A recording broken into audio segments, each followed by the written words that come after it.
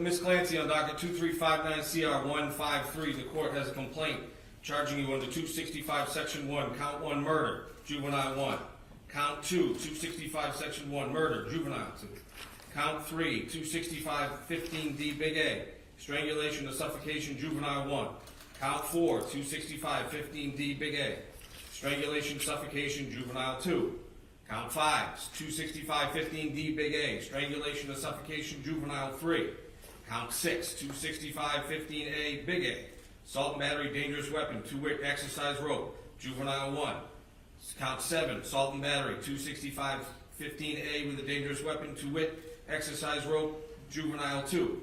And count 8, 265 15A, assault and battery, dangerous weapon, exercise rope, two-wit, juvenile 3. Ma'am, a plea of not guilty will be entered. Please be advised, while this case is pending, any violation of state, federal, or local law may result in bail being revoked and be held without bail.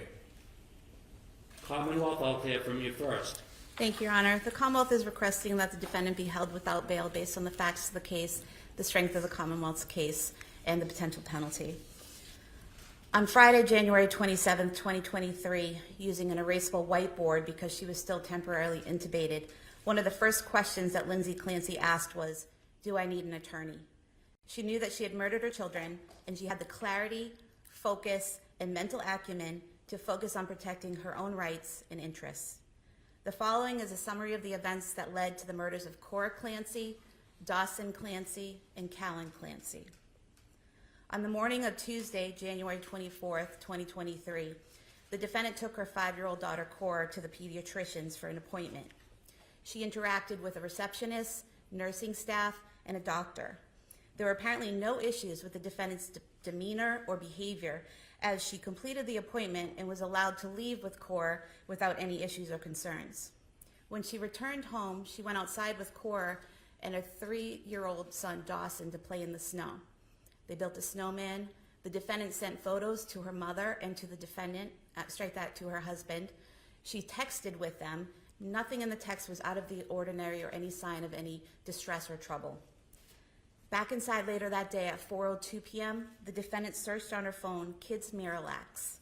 She then searched at Takeout 3V via her cell phone at 4:13 p.m.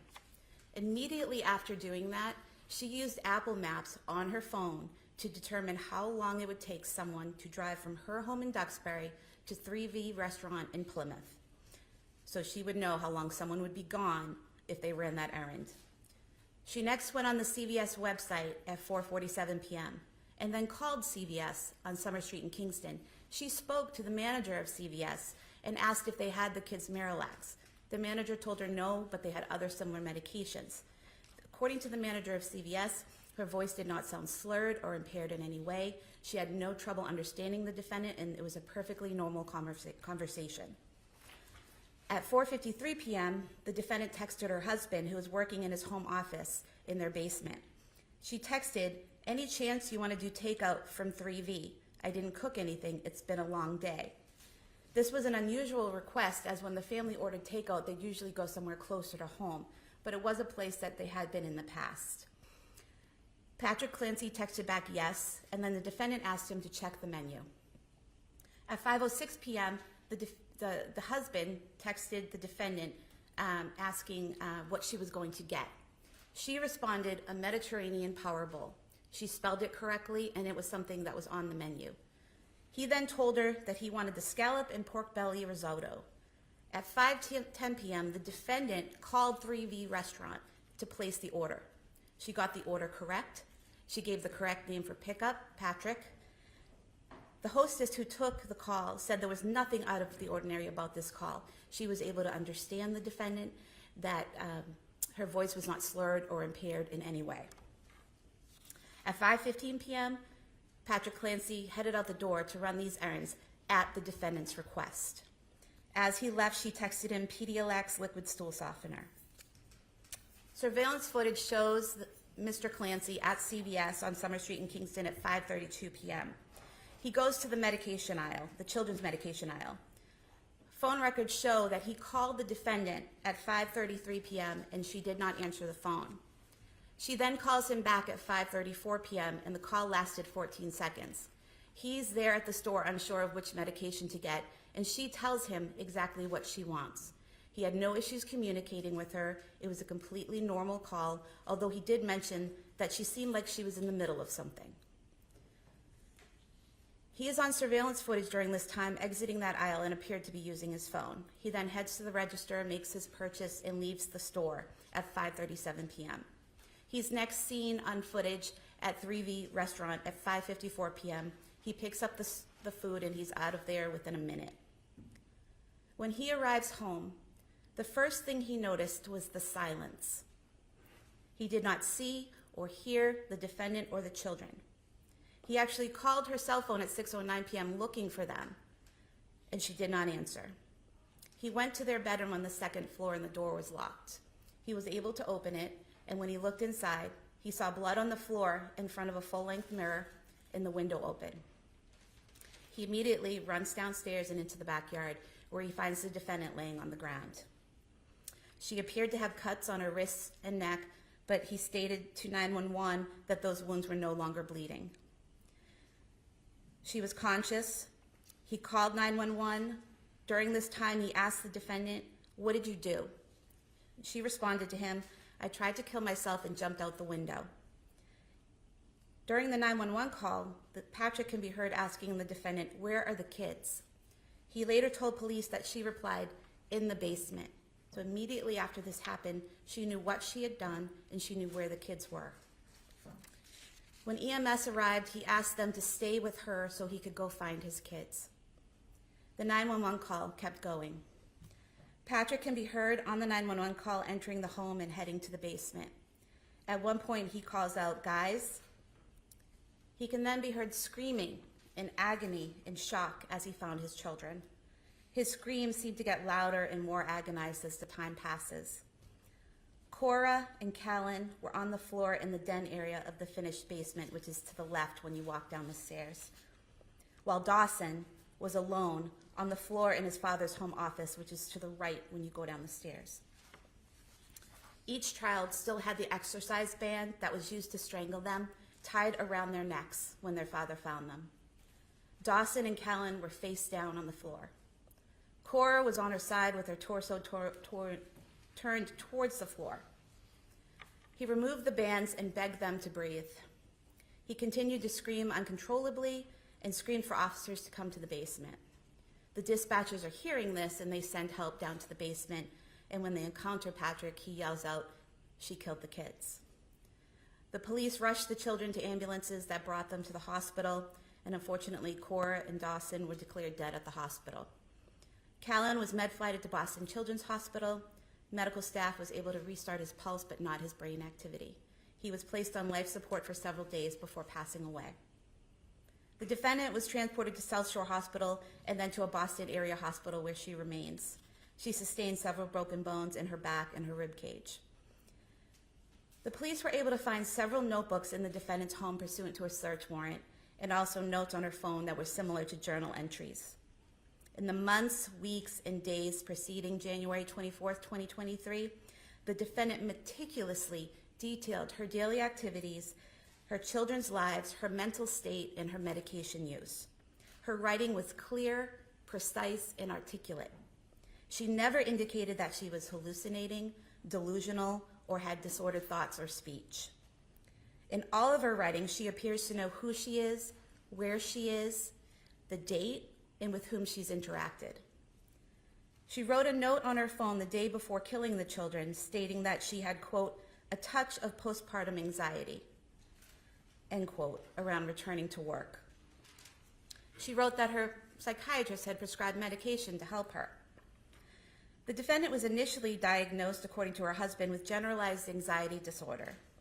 She was then evaluated at the Women and Infant Center for Women's Behavioral Health in Providence, Rhode Island on December 20th, 2022. There, after an evaluation, she was told in the presence of her husband that, by psychiatrists, that she did not have postpartum depression and that she had no symptoms of postpartum depression. She wrote in her journal that at times she had suicidal ideation in December of 2022, and she also told her husband that she had suicidal thoughts and on one occasion had thoughts of harming her children. but she did not write or voice those thoughts after a stay at McLean Hospital. When she had those thoughts, she consulted with a psychiatrist and with her husband, and then she committed herself to McLean Hospital on January 1st, 2023. She was discharged by the hospital on January 5th, 2023, and the hospital did not file any paperwork at that time attempting to have her committed as a danger to herself or others. She also kept meticulous and detailed daily medication logs in a diary that she wrote. She detailed that she had difficulties with each of the medications that were prescribed to her. And when she had issues with those medications, she detailed how her doctor had her stop that medication or wean off of it and then try something else. They were trying different medications to see what would work for her, what would benefit her. According to her husband, she was never on more than 4 to 5 medications at one time. And at the time of the murder, she was taking only 3 medications. And he said to the police that she always took the medications as prescribed. After her stay at McLean, the defendant appeared to be getting better, according to her husband. She slept well, interacted with friends and family. She went out with her kids and husband to places like the Kingsbury Club in Duxbury, the Charlie Horse Restaurant, the Museum of Science in Boston, the Cape Codder down the Cape, interacting with her family and the public without any apparent difficulties. She even stayed alone with the children on several occasions without any issues in January of 2023. Her husband asked her in mid-January, "Are you still having suicidal thoughts?" And she said no. The defendant's parents visited the family the weekend of January 21st, 2023. They interacted with the defendant in person. The defendant was able to run errands while her mom watched the children. She texted back and forth with her mother, and there was nothing out of the ordinary about these text messages. In fact, the defendant texted her mother on January 22nd, 2023 to ask how her ride home went. During this conversation, the defendant's mother wrote, quote, "Enjoyed seeing everyone this weekend. Nice to see you doing better," end quote. On the night of the killings, Patrick Clancy was interviewed by the police at Beth Israel Deaconess Plymouth Hospital. He told the police that the defendant was having one of her best days. She was smiling and happy, and there was no indication that she was going to harm the kids. No one at all described her as acting like a zombie in the days leading up to the murder or on the day of the murders themselves. On February 5th, 2023, this past Sunday at 1:35 p.m., while sitting with Dr. Paul Zeisel, the psychologist hired by defense counsel to evaluate her mental state, the defendant used Dr. Zeisel's cell phone to call her husband. She left a voicemail stating that she loved him.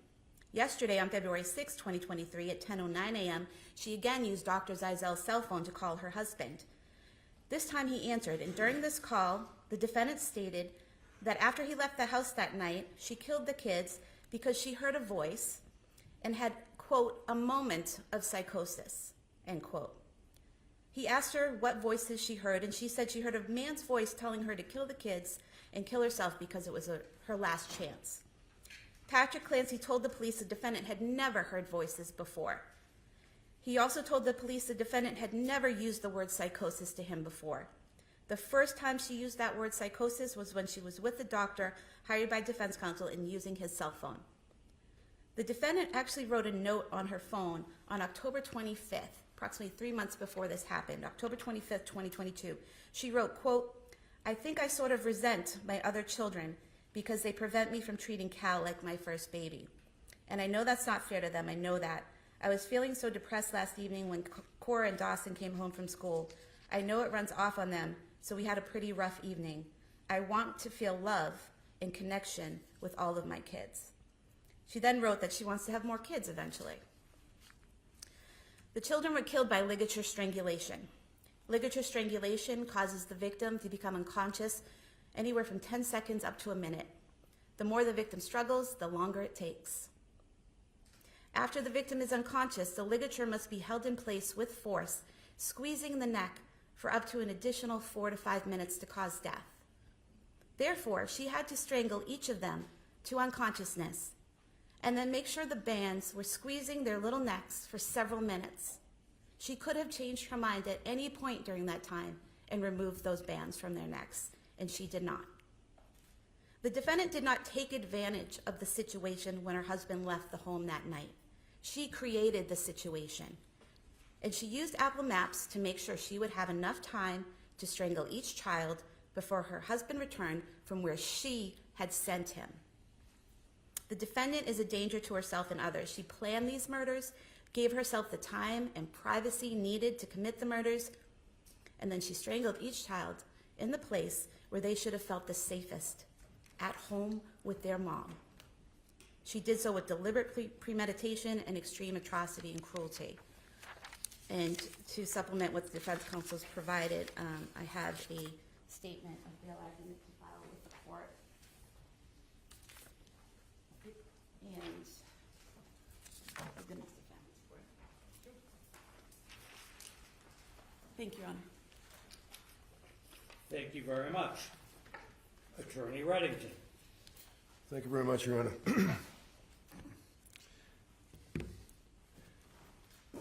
Your Honor, my request is that the court not enter what I would suggest is an inhumane order, ordering this woman to be incarcerated.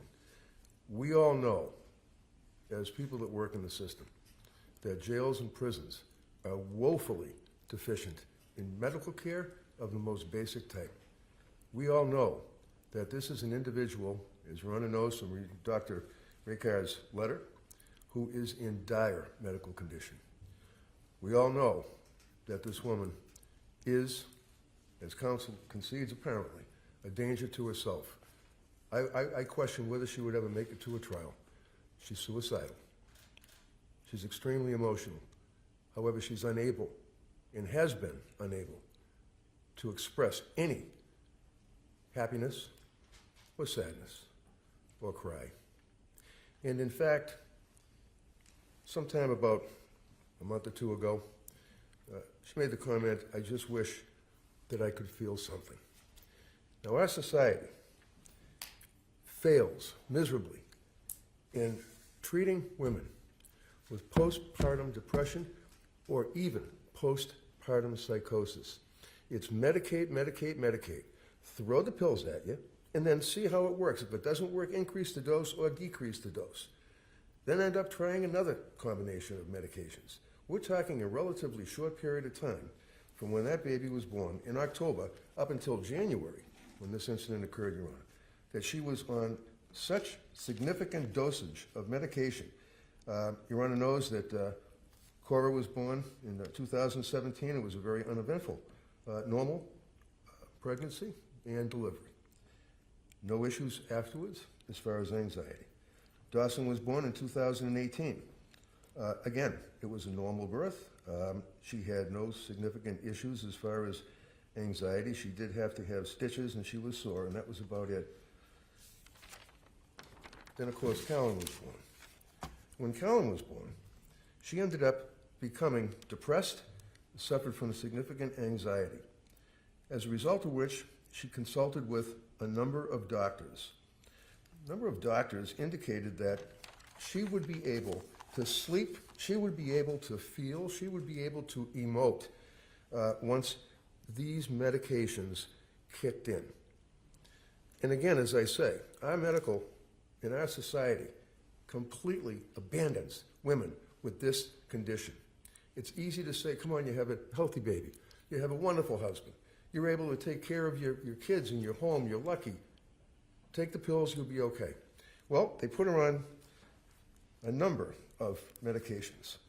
They put her on Prozac, which Your Honor is well aware is what's known as SSRI, selective serotonin reuptake inhibitor.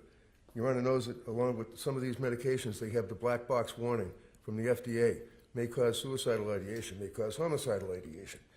She was on Ativan. She was on Benadryl.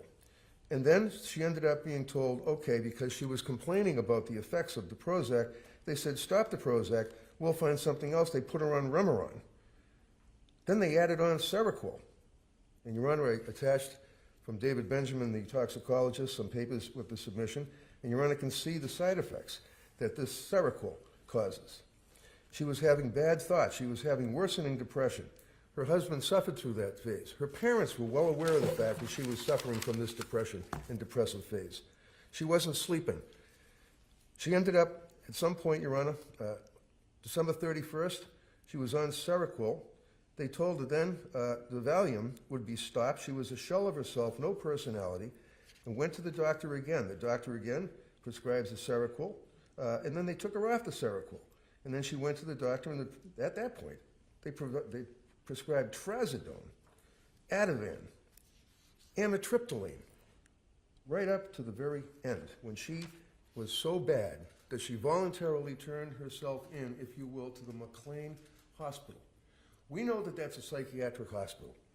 She was at the McLean Hospital for a period of about 5 days. While at the McLean Hospital, they basically tried to get her off the Seroquel.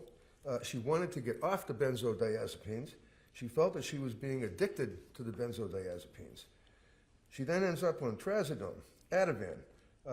Her mood was terrible after she got out of McLean Hospital.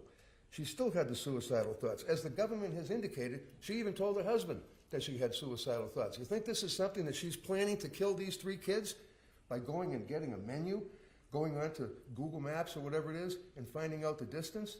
When she tells her husband she's having suicidal thoughts, probably a month prior, thoughts of hurting the children, they go to the doctor again, and she's on the medications, on and off, on and off. This is a significant issue between the postpartum depression as well as possibility of postpartum psychosis that is pretty much ignored.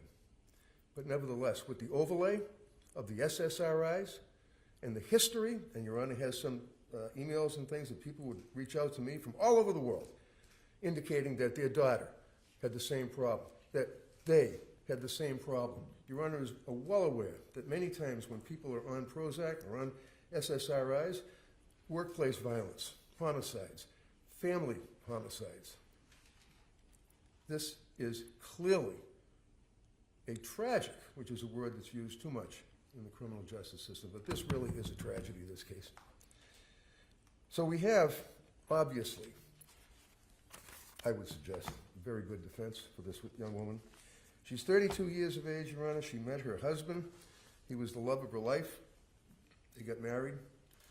Wonderful young couple, and as counsel noted, she always wanted to have kids, always wanted to have babies. She's a nurse. She went to be a midwife because she wanted to help other women that would be in having babies, but didn't want to have all the medications. She was not a big medication person. Your Honor saw, I think there's probably close to 50 letters that have been submitted to you, and I know you read every one of them. The incredible outpouring of support by other nurses that work at Mass General Hospital. The fact that these women have a vigil, that they write the letters to this court imploring you to understand that you sentence, as far as bail issue, the woman before you, who was a beautiful person, who was thoroughly destroyed by these medications. That's for another day, obviously. A bail issue, bail argument. Your Honor is well aware under Commonwealth versus Vasquez at 481 Mass 750, Supreme Judicial Court indicated that this court, or the court, has vested in sound discretion of the bail judge. And the main considerations would be obviously the usual bail considerations: nature and circumstance of the offense, likelihood of success on the defense, roots in the community, and of course, as in Vasquez case, as well as Commonwealth versus Herring, 489 Mass 569, defendant's risk of flight. So now you have a situation, Your Honor, where this woman has incredible support, as you saw, letters from Foxborough that were signed by about 15 women, letters from her family, friends, letters from people she's known since the 6th grade that have stayed in touch with her. One thing that's a theme that is readily apparent is that Lindsay loved her children, that she would always, one of the letters said, she would always rub her belly, rub her belly. She had pictures of her pregnant, standing next to Patrick, hanging on the wall. I was in the house. The house is absolutely loaded with indicia of love for those kids. Photographs on the wall, little drawings, all sorts of games, toys, playpens, bassinets in the living room, in the dining room, the kitchen loaded with toys. Virtually the entire house, including their master bedroom. Toys, things for the kids. This is not a situation, Your Honor, that was planned by any means. This is a situation that clearly was a product of mental illness. Now, under the Vasquez case, one of the issues, as I said, is whether or not there's a risk of flight. Now, I did submit to Your Honor a letter that was written by her physician, her attending surgeon, Nakul Rekha. And this doctor was in surgery until 8:30 at night and actually took the time to write this letter for you to review. And I just want to make note that he makes reference to the fact that she is now in her 12th day of hospitalization following admission on January 25 after a 20-foot fall. She suffered, unlike when the government Friday was saying that she can move her legs and she's getting better, she's okay. No, she's not okay at all. He indicates that she suffered several severe spine fractures, including spinal cord transection, you know what that means, at the level of T5, T6. As you know, she had surgery for this from the Orthopedic Spine Surgical Service, who performed a decompression infusion. Unfortunately, she is not expected to recover meaningful function at this point below that level of the spinal cord, which makes her a paraplegic, unable to move her legs or feel sensation from below her, he refers to umbilicus or belly button. He says she has no function below this level. Additionally, less active issues include rib fractures in the chest, both sides, cervical spine fractures, necessitate the wearing of a collar around her neck due to the cervical spine fractures. She's paralyzed. The doctor indicates that she needs significant medical treatment. Doctor recommends that she would be discharged to Spalding Rehab. Now, you know that we have Spalding Rehab. You know that we have the Worcester Hospital. This court is vested under Vasquez with your authority to have this woman not held on bail. Perhaps put a GPS on her, I guess, if someone's concerned that she's going to miraculously recover, which isn't going to happen. As Your Honor knows, being a paraplegic, paralyzed, she can't move. Can't get off the bed. She can't walk. She can't even go to the bathroom. She has to have 24/7 medical care. Her emotional state is so bad that there is a significant fear of suicide. She has to have someone sit in the room 24/7 to watch her. They don't talk to her. They're not, chatting it up. They just sit there and watch out of that concern that she would commit suicide. So you have a paraplegic who can't walk, who is definitely a danger to herself, and the government wants to put her in where? Framingham State Prison? Plymouth House of Correction? There's no way that any humane person would do that, especially within the structure of our criminal justice system, where a person is presumed innocent. And I'm not suggesting with the facts that the government has read, but she has a good defense. She's got a darn good defense to this case, because that's what happened. And I just want to share with you, Your Honor, one of the things that's interesting. When I was in the House, I came across a drawer that had a bunch of pill bottles in it, and I called the DA and I said, I got these pill bottles, and made arrangements. I'm going to be giving them to them. And it's all the Prozac and the Trazodone and all that stuff. But inside the drawer was this little vase. And I didn't know what it was. It just looked like a little vase to me. And my wife said to me, oh, that looks like a wish vase. I said, what's a wish vase? She said, when people write down little wishes and they put little pieces of paper and they put them inside the vase. And there are literally dozens of these little pieces of paper that talk about Lindsay's wish for happiness and health for her children, that she could get pregnant again, that she would be able to be with her children, little Callan, Dawson, Cora, that they would be happy, healthy, and successful. This is not a woman, Your Honor, that had any reason to harm those innocent children. My request, Your Honor, is that the court would put her on a GPS if you feel that's required, and let the doctors continue to treat her. Let her go to Spalding Rehab. She will sign a waiver that allows probation at any time to speak with her treating physicians or social worker.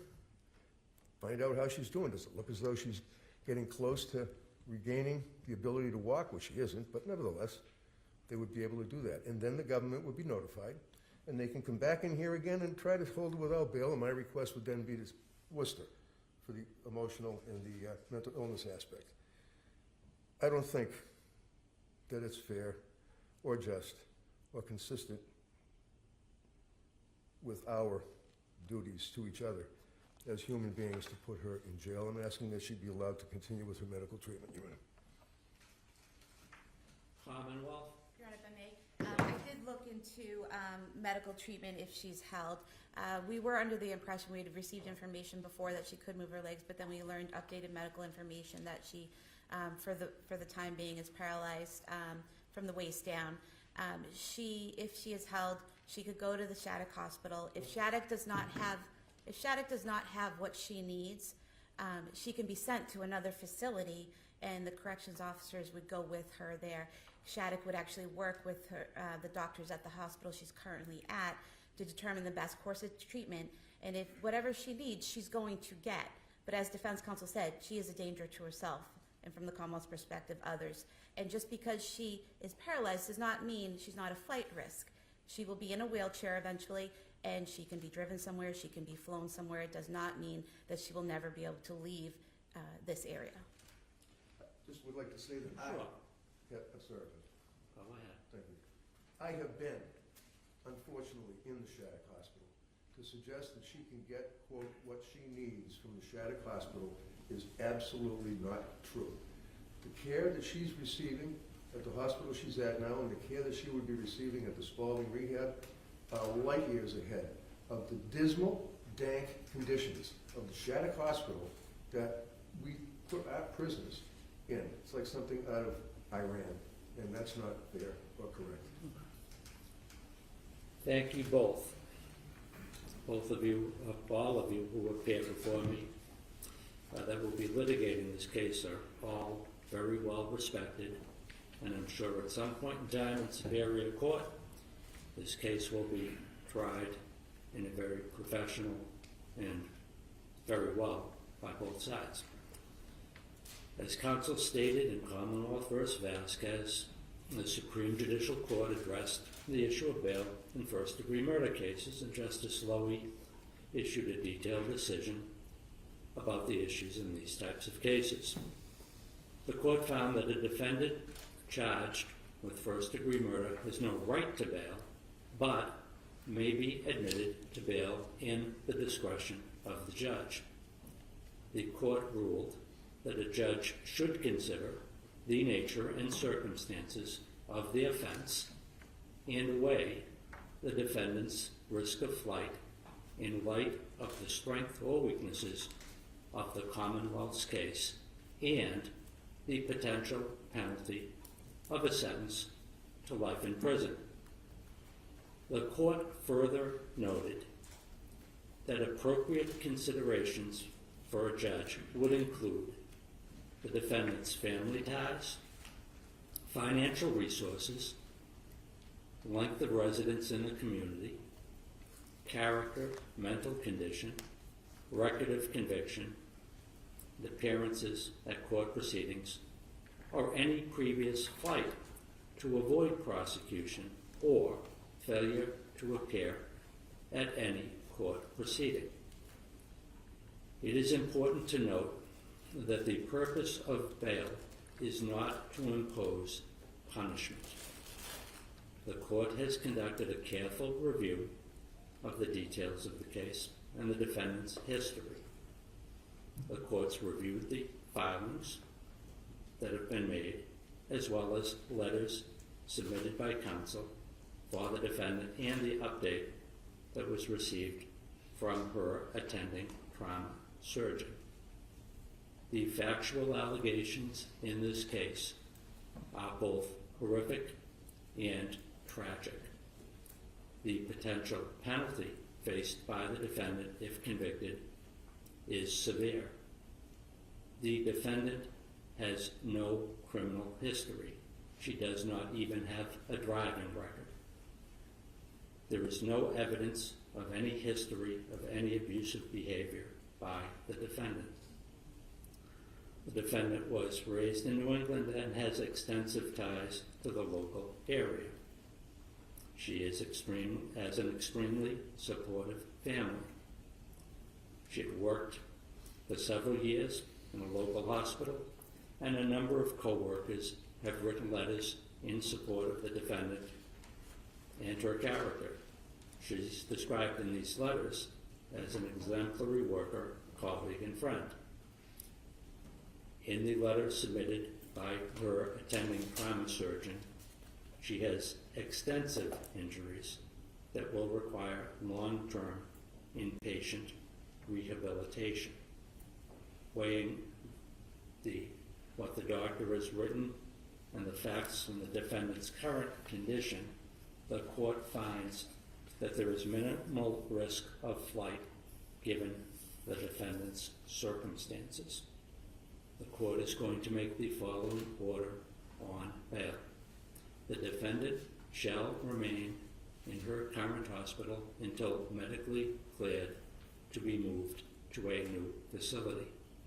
As a condition of bail, the defendant is ordered not to leave the hospital until discharged to a new facility. The defendant shall provide notice to probation 48 hours in advance of any transfer to a different facility. Based on the letter of the doctor, it would appear likely that she would be sent from the hospital setting to a 24/7 rehabilitation facility, like the Spalding Rehab. As a condition of bail, if sent to a 24/7 rehabilitation facility, she is ordered to remain in that facility, with the exception of if she needed to be transported to a different medical facility or a hospital for an additional MRI or something like that. The defendant shall continue to receive mental health treatment while hospitalized and sign releases for probation to monitor compliance with counseling. In the event that the defendant were to complete services at a 24/7 rehab and complete that care, the court would hold a further hearing as to whether or not the defendant were in need of further mental health treatment that would need to be done in an inpatient setting, or whether or not the defendant's mental health care could be provided in a residential setting. The court would direct court clinician, court doctor, to consult with the defendant's mental health providers to conduct this evaluation at the appropriate time in the future. If the defendant were in a position that she was going to be discharged to a residential setting, both sides would have the opportunity to be heard further. Any discharge in a residential setting, the defendant would be subject to home confinement with appropriate electronic monitoring to monitor home detention. There would be exclusions that would be available if the defendant needed to attend medical or rehabilitation appointments, counseling sessions, or religious worship sessions. The court would have probation visit any proposed residential setting prior to the defendant being discharged to that type of a setting to ensure that such setting was appropriate and safe. The defendant is ordered to surrender her passport to probation.